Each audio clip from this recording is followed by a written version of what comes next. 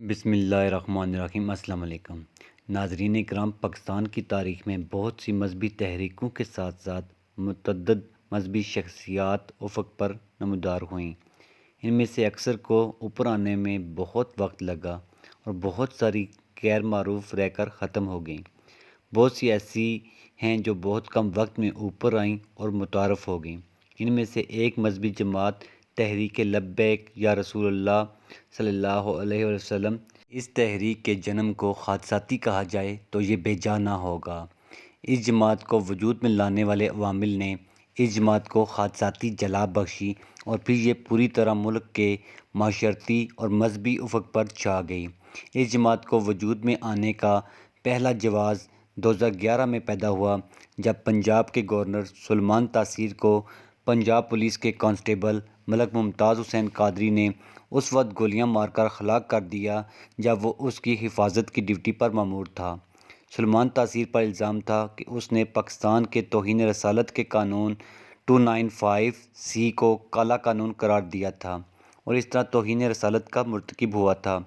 شریعت کے مطابق اگر کوئی شخص توہین رسالت کا مرتکب ہوتا ہے تو وہ واجب القتل ہوتا ہے۔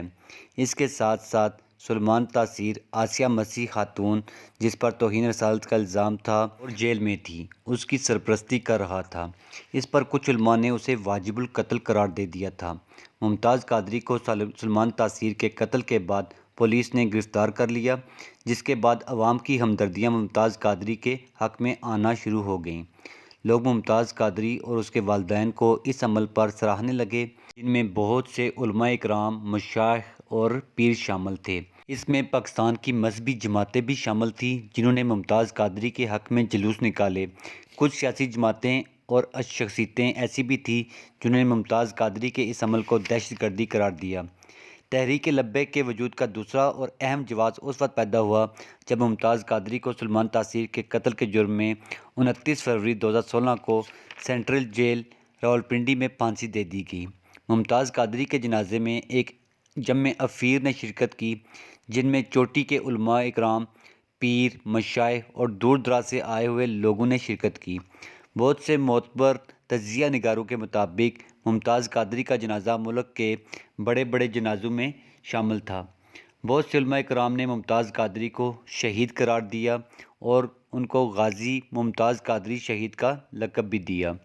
اس موقع پر مذہبی جماعتوں نے، جن میں ثروت اعجاز قادری کی سنی تحریک اور علامہ خادم حسین رضوی کی دیان ختم نبوت، پیر افضل قادری کی جماعت عالمی تنظیم اہل سنت اور ڈاکٹر اشرف آصف جلالی کی جماعت پاکستان اہل سنت والجماعت نے مل کر ایک اتحادی گروپ تشکیل دیا جس کا نام تحریک لبیک یا رسول اللہ صلی اللہ علیہ وسلم رکھا گیا، جس کا بنیادی مقصد توہین رسالت کے قانون 295C کی حفاظت کرنا اور اسے لوگوں کے خلاف آواز اٹھانا اور ان کی سرکوبی کرنا تھا جو توہین رسالت کے مرتکب ہو رہے ہوں، اور احمدیوں یا قادیانیوں کے خلاف ایک مضبوط محاذ بنانا تھا تاکہ ملک میں ان کی بڑھتی ہوئی سرگرمیوں کو روکا جا سکے۔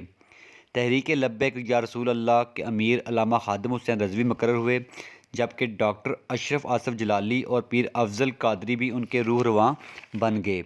ممتاز قادری کے چہلم کے موقع پر لیاقت باغ راولپنڈی میں ان تمام علماء اکرام نے حکومت کو 3 گھنٹے کا الٹیمیٹم دیا کہ وہ جلد از جلد ملک میں نظام مصطفیٰ صلی اللہ علیہ وآلہ وسلم نافذ کریں، ورنہ 3 گھنٹے کے بعد سب ڈی چوک اسلام آباد کی طرف مارچ کریں گے۔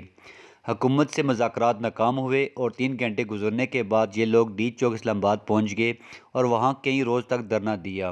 2017 میں تحریک نے اپنی سیاسی جماعت تحریک لبیک پاکستان کے نام سے الیکشن کمیشن میں رجسٹرڈ کروائی۔ 17 ستمبر 2017 میں ہی نواز شریف کی نااہلی پر خالی ہونے والی سیٹ حلقہ NA 120 پر پہلی دفعہ اپنا امیدوار کھڑا کیا اور تیسری پوزیشن حاصل کر کے پاکستان کی تمام سیاسی جماعتوں کے لیے خطرے کی گھنٹی بجا دی۔ 2017 میں ہی تحریک لبیک میں اختلافات کی وجہ سے ایک گروپ ڈاکٹر اشرف آصف جلالی ان سے علیحدہ ہو گیا اور آہستہ آہستہ سنی تحریک بھی سائیڈ پر ہو گئی۔ اکتوبر 2017 میں حکومت نے 2017 کے الیکشن بل میں ختم نبوت کے قانون میں رد و بدل کیا تو تحریک لبیک نے فیض آباد میں دھرنا دے کر اسلام آباد اور راولپنڈی شہر کو بند کر دیا۔ یہ دھرنا اس وقت تک جاری رہا جب تک وزیر قانون زاہد حامد نے استعفیٰ نہیں دیا۔ اس دھرنے کے بعد یہ تاثر دیا جانے لگا کہ اس دھرنے کے پیچھے فوج ہے اور ان دھرنوں کا مقصد نواز شریف کے خلاف سازش کرنا ہے۔ 2018 کے الیکشن میں ٹی ایل پی نے پاکستان کی تمام مذہبی جماعتوں کی نسبت زیادہ ووٹ حاصل کیے اور مجموعی طور پر 3 سیٹیں بھی حاصل کیں۔ لیاری کراچی کے حلقے میں ٹی ایل پی کے امیدوار نے پاکستان پیپل پارٹی کے چیئرمین بلاول بھٹو زرداری سے زیادہ ووٹ حاصل کیے اور 2018 میں سپریم کورٹ آف پاکستان نے آسیہ مسیح کا کیس دوبارہ سے سنا اور لاہور ہائی کورٹ کے سزائے موت کے فیصلے کو معطل کر دیا۔ اس طرح آسیہ مسیح کو معصوم ثابت کر کے رہائی دے دی گئی، جس پر ٹی ایل پی کے قائد خادم حسین رضوی اور افضل قادری نے نہ صرف ملک گیر احتجاج کی کال دی بلکہ پیر افضل قادری نے سپریم کورٹ کے تینوں ججز جنہوں نے آسیہ مسیح کا کیس سنا تھا ان کو واجب القتل قرار دے دیا، جس پر حکومت نے ان کو گرفتار کر لیا اور ساتھ ہی جماعت کے باقی کافی سارے اراکین کو بھی جیل میں ڈال دیا اور آسیہ مسیح کو بیرون ملک فرار کروا دیا گیا۔ اس کے بعد ایک معاہدے کے تحت ٹی ایل پی کے تمام قائدین کو چھوڑ دیا گیا۔ بعد میں فرانس کے گستاخانہ حقوق کے معاملے پر تحریک لبیک پاکستان نے ملک گیر احتجاج کیا اور دھرنے دیے اور ایک بار پھر خادم حسین رضوی صاحب نے فیض آباد بند کیا اور فرانسیسی سفیر کو ملک سے نکالنے کی درخواست کی، جس پر حکومت سے ان کے مذاکرات ہوئے اور اسی دھرنے میں ہی خادم حسین رضوی صاحب کی صحت خراب ہوئی اور نومبر 19، 2020 کو علامہ خادم حسین رضوی اپنے خالق حقیقی سے جا ملے۔ ان کا جنازہ بھی پاکستان کی تاریخ کا سب سے بڑا جنازہ تھا۔ دور دراز سے بہت سارے لوگوں نے شرکت کی۔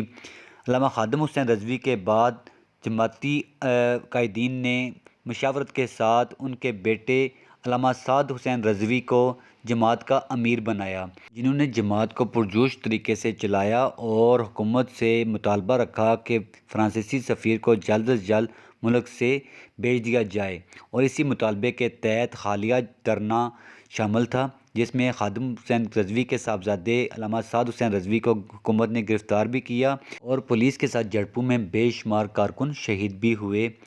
ہماری اس ویڈیو کا مقصد آپ تک انفارمیشن پہنچانا تھا۔ امید ہے آپ کو ویڈیو پسند آئی ہوگی۔ ویڈیو کو لائک بھی کریں اور دوستوں کے ساتھ شیئر بھی کریں۔